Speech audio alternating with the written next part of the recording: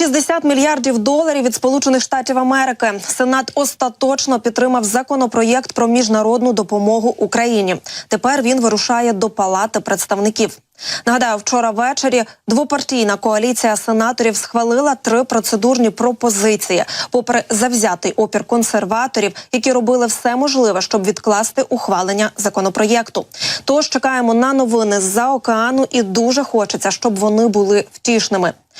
Бо Росія продовжує вбивати українців, окупанти атакували Дніпропетровську область шахедами. 10 дронів вдалося знищити, однак були і влучання, які спричиняли пожежі, повідомив голова обласної військової адміністрації. Другу ніч поспіль масована атака БПЛА на область. Наші захисники знищили 10 шахедів у Дніпровському районі, але сталося й кілька влучань у Дніпрі. Під ударом опинився енергетичний об'єкт. Виникла пожежа, яку вгамували рятувальники. Поцілив агресор і по інфраструктурному об'єкту. Там також зайнялося. Вогонь оперативно загасили. Наразі вже повернули світло мешканцям Павлоградського району, які були без електропостачання після атаки 12 лютого. Крім того, енергетики також працюють в обласному центрі і, за словами голови ОВА, уже заживили майже всі домівки. А от по Нікопольщині російська армія гатила з артилерії.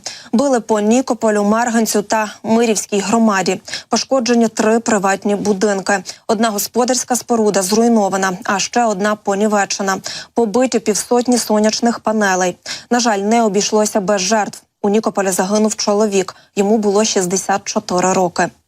У Дніпрі після атаки російських дронів «Камікадзе» сьогодні, в ніч проти вівторка 13 лютого, вирішили наразі закрити школи та евакуювати лікарню. Про це повідомив мер Дніпра Борис Філатов. Через нічний обстріл ми евакуюємо одну з лікарень, зливаємо систему опалення та вивозимо чималу кількість паліативних хворих. Також зачиняємо школи. Філатов зазначив, що проблема в тому, що за прогнозами найближчим часом очікується похолодання, а втримати систему не вийде. Також сьогодні вранці обстріляли з артилерії фермерське господарство у селі Курилівка на Харківщині.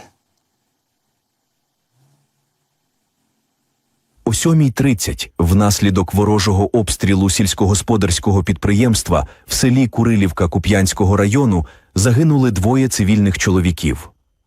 Ще один цивільний чоловік віком 36 років та жінка отримали вибухові травми, їх стан оцінюється як середній.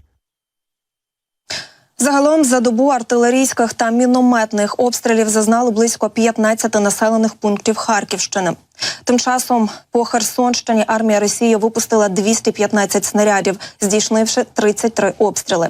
І ось, як повідомив голова Херсонської обласної військової адміністрації Олександр Прокудін, російські військові поцілили у житлові квартали населених пунктів області.